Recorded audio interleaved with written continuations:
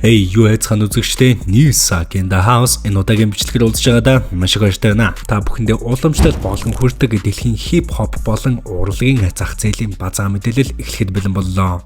Үзэгч та бүхэн видеоны тайлбар хэсэгт байгаа линкээр ороод Newsak сувгийн аль бие усны Telegram чаналд нэгнээрээ энэ ч хэдүүлээ арай л нэг ойр дотны баядаа те.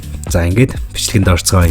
За эхний сэдв бол саяхан болоод өнгөрсөн хөл бөмбөгийн дэлхийн аварга шалгаруулах тэмцээнтэй холбогдож байгаа. Америкийн нэгдсэн улсад зохион байгуулагдсан дэлхийн аварга шалгаруулах тэмцээний аварга багаар Испанийг тодорчсныг та бүхэн мэдж байгаа. Энэ удаагийн дэлхийн аварга шалгаруулах тэмцээн олон зүйлээрээ маш гоё болоод өндөрлсөн ч за эсрэг талнаас шүүмжлэл дагуулах зүйлс аюул их байсан. Финал буюу Аргентин Испани тоглолтын үеэр FIFA-гийн түүхэнд хамгийн анхны аль бие усны half time шоу болоод өндөрлсөн. Madonna, BTS, Justin Bieber, Shakira хэмээх уран бүтээлч нар гарч иж бол өөрсдийнхөө уран бүтээлийг хүргэсэн. Зарим үзэгчдийн хувьд бол яг FIFA хөл бөмбөг үзээд байгаа мó аль эсвэл Super Bowl үзээд байгаа мó те ерөнхийдөө ялгахдахгүй байсан. За FIFA-гийн финалийн тоглолтын хувьд бол өмнө нь 15 минут завсарладаг байсан бол за энэ удаагийн завсралгаа бараг 30 минутын турш үргэлжилсэн. За тэгэл энэ хугацаанд уран бүтээлчид entertainment show үзүүлсэн. За энэ нь бол те хөл бөмбөгийг ийм Америкийн спортын шоу шиг болгосон гэж маш олон хүмүүсийн шүүмжлэлийг дагуулж байгаа. Хүмүүсийн шүүмжлэл бол FIFA хөл бөмбөгийг шоу бизнес болгож байна. Хөл бөмбөгийн уламжлалт хэм маягийг алдагдуулж байна. Хөл бөмбөгийн уламжлалт энэ үн цэнтэй арга барилыг Америкчууд хэтэрхий өөрөмшүүлж байна. За нэг иймэрхүү шүүмжлэг бол дагуулсан. За мэдээж эсрэг талын байр суурь бол ойлгомжтой. Энэ бол хөл бөмбөгийн шинэ эрен үе. За шинэ зүйлийг яага хүлээж авч чадахгүй байгаа юм бэ. За нэг иймэрхүү хэсэг хүмүүс бас байсан. Энэ удаагийн дэлхийн аварга шалгаруулах тэмцээнийг зохиосон Америкийн нэгдсэн улсаас болов энэ тал дээр ямар нэгэн мэдээлэл байр суурь ол ерөөсөө илэрхийлээгүй. Яг тэгээд өөр өнцгөөс харахад бол 4 жил нэг удаа олдох боломжийг Америкийн нэгдсэн улсын өөрсдөө ашиглаад тэгээд эх орноо тий гоё сурталчлаа. Бас юм Америкчуу хэм маяг half time шоунд дээр нуруулаад авлаа. Яагаад болохгүй гэж те. Яг энэ үйл явдал дээр үзэгч та ямархуу байр суурьтай байна? Комент хэсэгт бас өөрийнхөө сэтгэлдлийг үлдээгээрэй. За ингээд дараагийнхаа сэдвт орцгоё. MLB-д Newsak 111 нэрээр 200 урамшуулаарай.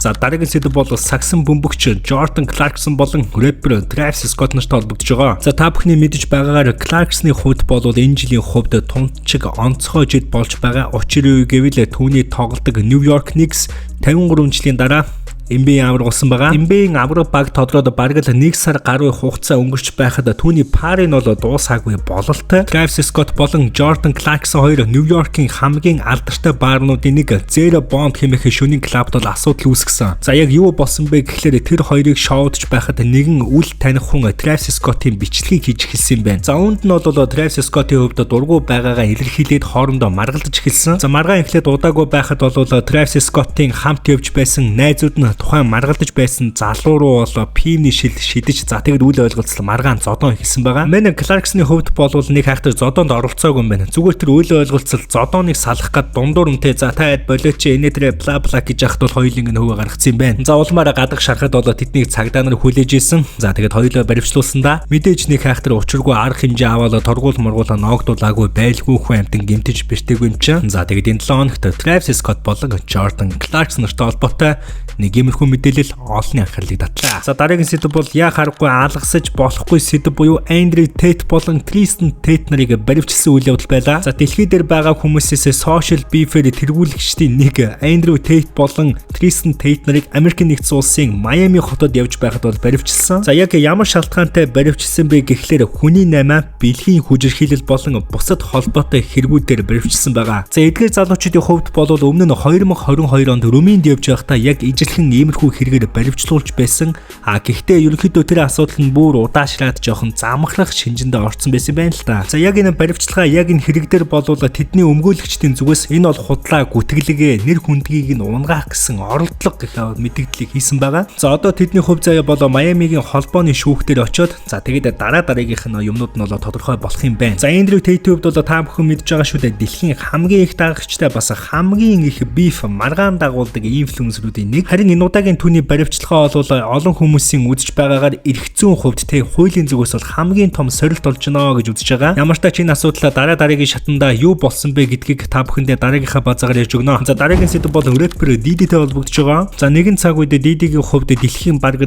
бүх хүмүүст үзэн ядуулж ирсэн. Бузар булай хүчирхийлэгч, бэлгийн мөчлөгч гэх мэтчлэн ерөнхийдөө бол түүнийг муу хэлээгүй хүн бараг дэлхий дээр байхгүй. Мань хүний хувьд бол шороо оронгоос гарах бол нэлээд ойртчихсан байгаа. За яг энэ үеэр дээр нь болоо түүний 19 настай ихэр охтууд бол нэгэн мэдээллийг хийсэн байгаа. За тэдний хувьд бол Entertainment Tonight-д оролцож байх үеэр за Дидэг болоо түүнийг гайхалтай аав тэгээ маш сайн эцэг гэж бол айгүй их магтсан байгаа. Бид эндээс бол хоёр зүйлийг харж болж байна. За эхнийх нь бол айгүй гоё эергээр хараад үзэхэд за үнэхээр хэцүү цаг үед те гэр бүл гэдэг зүйл байдаг юм байна. Хэцүү цаг үед үнэхээр л одоо охтууд, хань ижил, үр хүүхэд энэ хүмүүс л одоо хажууд байдаг юм байна гэдгийг бол харж болно. За сөрөг талаас нь хараад үзэхэд бол Дидигийн хувьд яг одоогийн байдлаар шоронгоос гарахад нэлээд ойртчихсан байгаа. За тийм учраас охтууд нь те түүний гэр бүл нь айгүй нааштай зүйлүүдийг яриад эхэлгүй албаар. За яагаад энэ зүйлүүдийг ярьж байгааг гэхээр те Дидэг бас гашраад лай болоод байх юм болов. За тийм учраас жоохон нөхөө ухаж байгаа юм болов. За нэг иймэрхүү бас бодол төрж ийн энэ дэхтэй бас удлаах л та. За мөн Дидигийн ихэр охтын хэлснээр болвол аавтайгаа байн гэрэлцдэг. За тэгээд Дидэг гэр бүлийнхээ төлөө илүү сайн хүн болох дээр шоронд яг одоо төвлөрч байгаа. За нэг иймэрхүү зүйлсийг бол ярьсан. За 2016 онд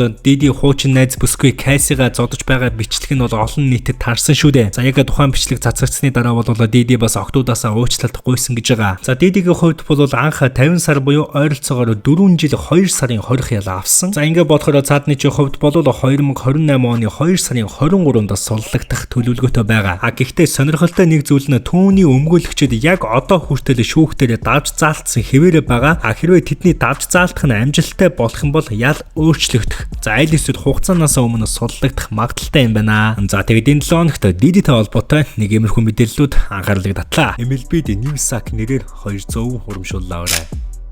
За дараагийн сэдв бол рэпер Cardi B-тэй холбогдож байгаа. За Cardi B-ийн хувьд бол та бүхэн мэдж байгаа шүү дээ. Сүүлийн үед ажиглаж байгаагаар бол Stefon Diggs-ээс салсан магадлал бол маш өндөр байгаа. Үүнээс хойш мэдээж түүний хувьд хэвлэл мэдээллийн анхааралд орж эхлэх нь ойлгомжтой. Бараг л хамт явж байгаа эрэгтэй, хамт хоол идсэн, хамт гадуур алхсан эрэгтэй бүртээ холбох бол боломжтой яг энэ үед нь. Түүний хувьд бол энэ удаа бас л нэг хөл бөмбөгийн тамирчин залуутай папарацдуулсан байгаа. Cardi B-ийн хувьд бол Offset-ээс салаад Stefon Diggs-тэй үргэлжсэн. За үүнээс хойш айгүй тийм спортын эрэгтэйчүүд сонирхдаг болсон юм шиг байгаа. Энэ удаагийн папарацдуулсан залуу нь бол Madoka Okoye хэмээх Нигер улсын хөл бөмбөгийн од залуу байгаа. За тэдний хувьд бол Италийн Венецийн алдартай Saint Regis зочд буудлын дэргэдэх тансаг ресторанд хоол идэж байхдаа бол зураг даруулсан. За мэдээж энэ хоёр камер байгааг мэдэж байгаа учраас учиргүй тэрвэрлдэл үнсэлцэл янз бүр болоогүй нь ойлгомжтой. Гэхдээ хамгийн сонирхолтой нэг зүйл нь энэ хоёрын хамгийн анхны хамт харагдсан тохиолдол нь энэ удаагийнх биш. Өмнө нь Парисын загварын 7 хоногийн үеэр тэд хамт сууж байгаа харагдсан бөгөөд Madoka тэр үед gentleman зан гаргаад за Cardi B-г бол суудалд нь суулгаж өгсөн шууд фэнүүдийнх нь анхаарлыг бол тухайн үед татчихсан. За ингээд бодоход бол Cardi B цоошин найз залуутай болсон байх магадлал тун өндөр байна. Эхлээд Парисын Fashion Week, дараа нь Венецийн романтик оройн хоол. За яавч зүгээр биш ээ. Мэдээж албан ёсоор үерхэд хосолцсон мэдээлэл байхгүй. Гэхдээ зүгээр нэг уулзаж боолзож үзээтэй ганц хоёр шөнөнийг самттай өнгөрөөж явах магадaltaй л да. Ямар ч тач нэг юм нэмж хэлэхэд нэгээр залуучууд нөгөө юугаараа дэлхийд тэргүүлдэг шүү дээ.